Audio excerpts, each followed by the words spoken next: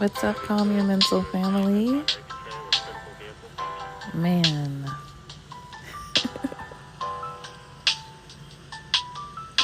I have been away from this mic for a minute, like for real, a real minute. It's been a couple months at least.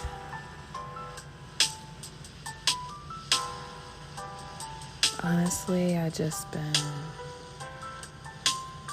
somewhere at the fork of uninspired and just living life. I think living life is the best content you can have to share in terms of the lessons you gain as you go through shit, you know. So I'm back with a little bit to share, a little medicine to spread, and I'm hoping, my intention is, to bless whoever needs to hear this message, and that it brings a bit of calm with it to ease your mind and help slow you down. So yeah, without further ado, this morning I actually meant to record this message, but time got away from me and I actually had to address some dental matters. So anyways, it's nighttime here, and I want to share the thought that crossed my mind earlier today, and it was inspired by, I should say, a show that I watch, and something that was said on the show, and it was by one of the girls I actually love on that show. But she had been talking about in one of the episodes how her life was the way she pretty much manifested it to be. And she had everything she wanted. She had the career, she had the lifestyle, she had the boyfriend, she had everything the way she wanted. And yet, she was so anxious. She was so anxious and unsettled and was having panic attacks. And she just was puzzled as to why, even though she had everything that she had asked for and would think maybe the average person would be pleased, elated to have, she felt anxious and she felt as though something was wrong. She didn't have peace, but she had everything else. And so then fast forward to the most recent episode I watched. She and her friends had agreed that basically, even with the life they had hoped for and constructed for themselves, that life still gave them things they hadn't imagined, or their life still turned out in a way thus far that they hadn't imagined, and that it was better than they had imagined for themselves. Life threw in some curveballs. One of them broke up with her boyfriend, you know.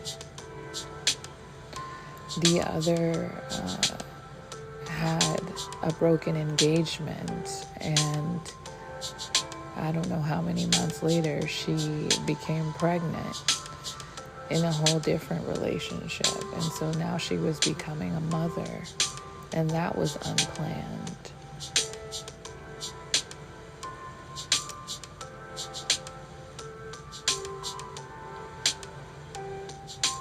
And so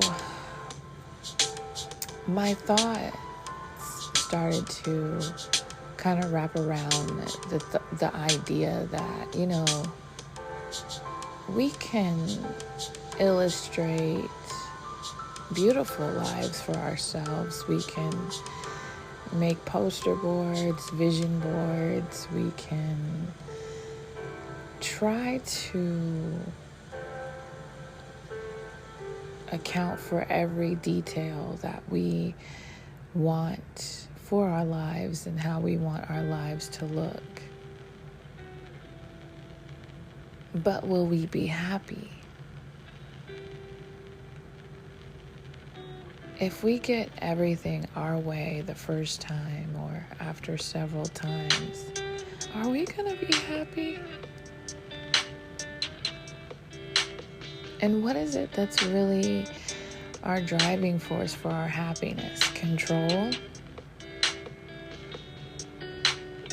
And so it made me think about my own life and how there's been so many times that I have tried to be precise about what I wanted and how I wanted it, and I got it, and I was really just on to the next thing.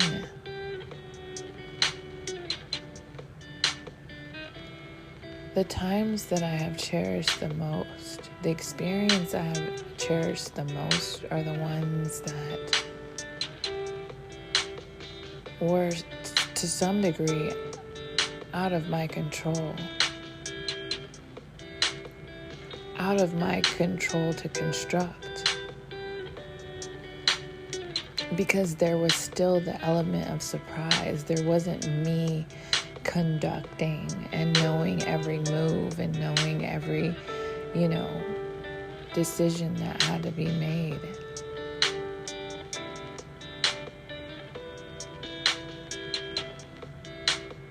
It made me pull in my appreciation for the improv of life that feels so much more satisfying. When I can see myself as an actor or a player in this landscape of life that I'm placed in, and I get to make decisions based on what comes in front of me. I get to play.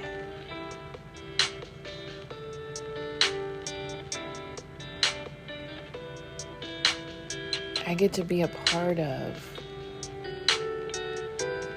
instead of controlling it all and being disappointed.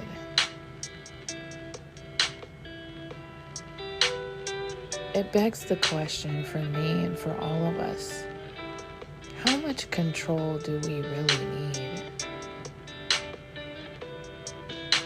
And where's the joy in life if all we're doing is controlling?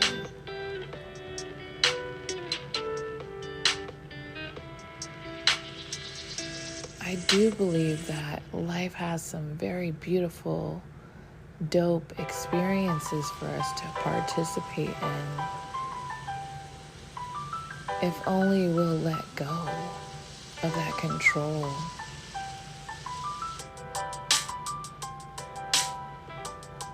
If only we'll allow life, invite life in a different way. If only we will get excited about the collaboration that life wants to entertain in us, through us, with us.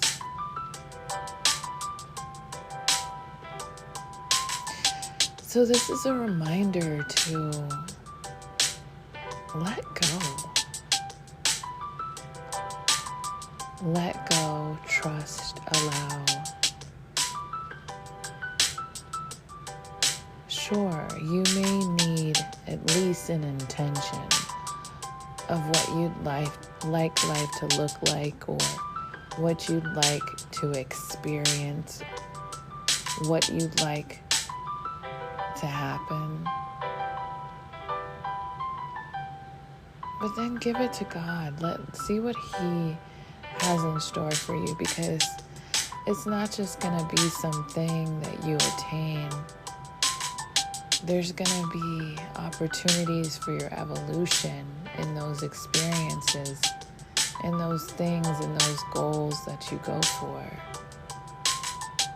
A new you will most certainly emerge with each experience that you allow yourself to have, that you don't feel like you have to be in control of.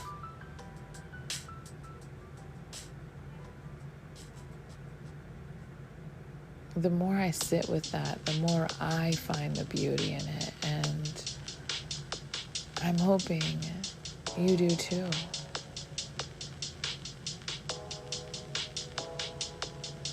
Let go. Let go. You know, the more I hear these stories from people who are like, I tried to construct my life this way, that way, and I still wasn't happy, versus the ones who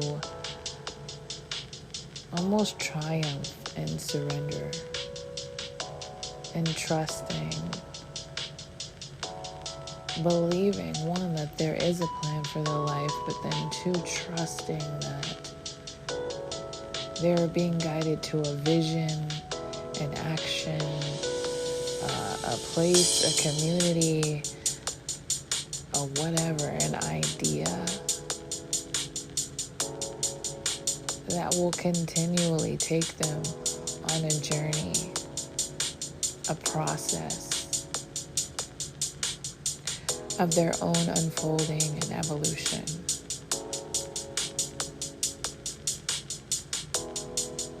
What an amazing realization. So yeah, I want you to sit with that, reflect, try it on, see how it fits, and then leave a comment. Let me know what you think.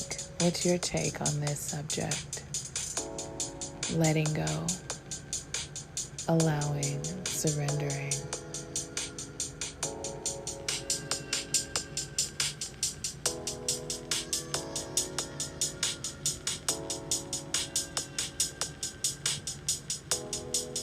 Anyway, calm your mental family. It's been a good few minutes to chill with you. And that's all I have for now. Until next time.